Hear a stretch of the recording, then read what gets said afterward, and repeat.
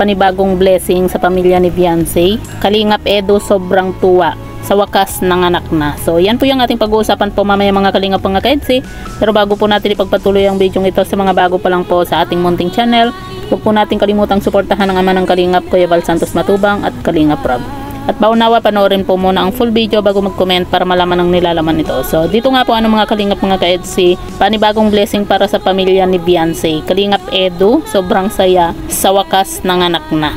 Pero bago po yan mga kalingap mga kaedsi, pag-uusapan lang po muna natin yung photoshoot nga po dito nga po sa Velvet Box nga po. At alam naman po natin na talagang kasama po itong si Viancy sa magiging model, dahil nung una pa lang po mga kalingap ay si Viancy po yung nangunguna nga po sa botohan. At yan nga po mga kalingap mga kaedsi, naggagandahan nga po itong mga kalingap angels.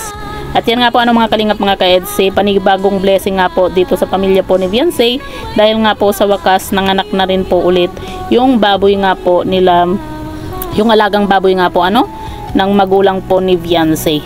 Alam naman po natin nung una po na mga anak po ng baboy po nila ay ipinambili nga po nila ng lupa. Kaya talagang gumagawa rin po sila ng paraan para kumita. Hindi lang po sila yung umaasa po sa mga bigay po ng mga sponsor, gaya po ng mga sinasabi po ng ibang mga viewers na umaasa na lang daw po yung pamilya po ni Viancy sa mga sponsor at sa Kalingap.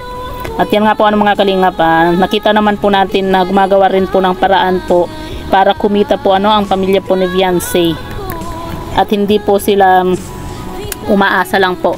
At yan nga po mga kalingap, alam naman po natin na itong si Viancy din po ay napakatipid po mga kalingap. Talagang sinisinop po niya bawat sentimo po na nakukuha po niya na ibinigbigay po sa kanya ng mga sponsor.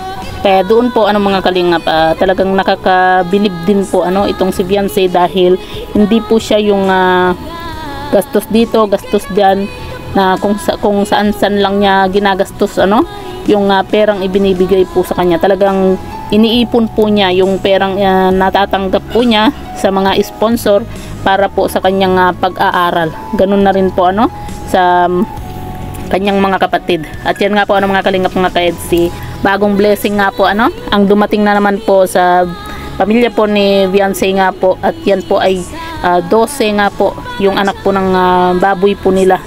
At talagang nakakatuwa nga po mga kalingap. Pero dun sa anak po ng baboy nga po nila Viancy, meron po dun na 2 baboy yung hindi po nakakadede nga daw po. Kaya malaking tulong din po yan mga kalingap, yung pag-aalaga po ng baboy, dahil nga po dahil kapag nabuhay po lahat yan at lumaki, talagang malaking bagay po yan para dito kina Viancy nga po at sa kanyang pag-aaral.